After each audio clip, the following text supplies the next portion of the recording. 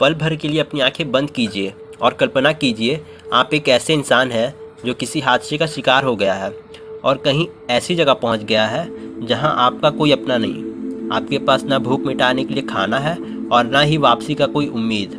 आपका दिमाग भी धीरे धीरे काम करना बंद कर रहा है। अब अपनी आंखें खोलिए और भगवान का शुक्रिया अदा कीजिए कि यह सिर्फ आपकी कल्पना है। मगर क्या आप जानते हैं कि यह किसी इंसान की असली कहानी है? यह कहानी है एक निडर मछुआरे जोस सल्वाडोर अल्वारेंगा की, जो मछली पकड़ने के लिए समुद्र में उतरा तो लेकिन उसे वापसी में पूरे 438 दिन लग गए।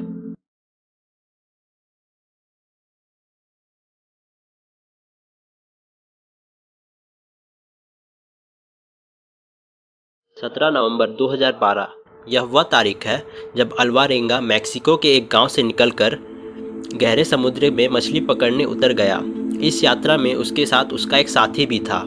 अल्वारेंगा की योजना के हिसाब से उसकी यह यात्रा करीब एक दिन तक चलने वाली थी।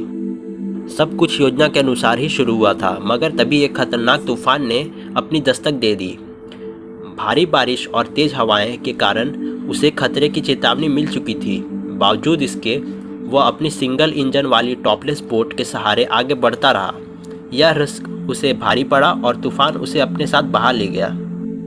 जिस रेडियो से वो मदद मांग सकता था वह भी नष्ट हो चुका था।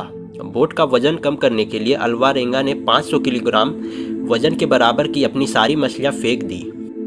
अब उसके पास न तो खाने के लिए राशन था, न रोशनी थी और न ही किनारे से संपर्क करने का कोई तरीका। खुले समुद्र में उसकी बोट बेलगाम आगे बढ़ी जा रही थी। भूख लगने पर वह अपनी नंगी हाथों से मछली, कछुए और समुद्री पक्षी पकड़ता और उनका मांस कच्चा ही खा जाता था। पीने के लिए अल्वारेंगा ने बारिश के पानी का सहारा लिया। एक पल ऐसा भी आया जब उसके पास पीने के लिए पानी नहीं बचा। ऐसे में उसने कछुआओं का खून और अपना मूत्र तक पिया। करीब 4 महीने के बाद सल्वाडोर के साथी ने कच्चे मांस खाने से मना कर दिया और अंततः भूखमरी से मारा गया। मगर सल्वाडोर ने जिंदा रहने के लिए सब कुछ जारी रखा। खुद को भगवान के सहारे छोड़कर अल्वारेंगा ने खुद को अपनी बोट के सहारे सौंप दिया। वह खुली आंखों से आसमान में टिमटिमाते सितारों को देखता, इस उम्मीद के साथ कि कोई उसकी मदद के लिए आएगा। उसने अपने आसपास कई सारे जहाज़ों की चहलकदमी महसूस की, मगर कोई उसकी मदद के लिए आगे नहीं आया। इस अकेलेपन में अल्वारेंगा ने गीतों और भजनों को समय काटने का साधन बनाया।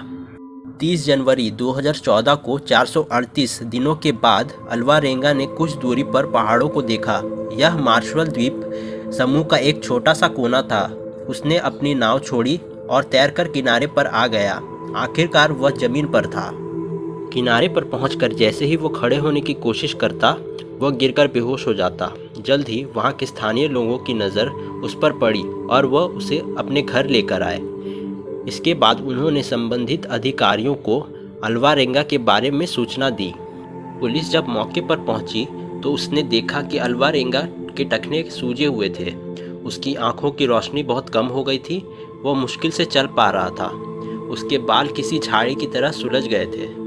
करीबन 1 साल बाद अल्वारेंगा जब वापस अपने परिवार के पास लौटा तो सभी की आंखें खुली की खुली रह गई। सभी ने उसे मृत मान लिया था। सबसे ज़्यादा खुशी अल्वारेंगा के माता पिता और उसकी बच्ची को हुई। 14 साल की बेटी फातिमा अल्वारेंगा के जाने के बाद अपने नाना नानी के साथ रहती थी। तो ये थी कहानी ऐसे आदमी की जो 400 से भी ज़्यादा दिनों तक समुद्र में रहा और अपने हिम्मत के बूते जिंदा वापस लौट कर आया।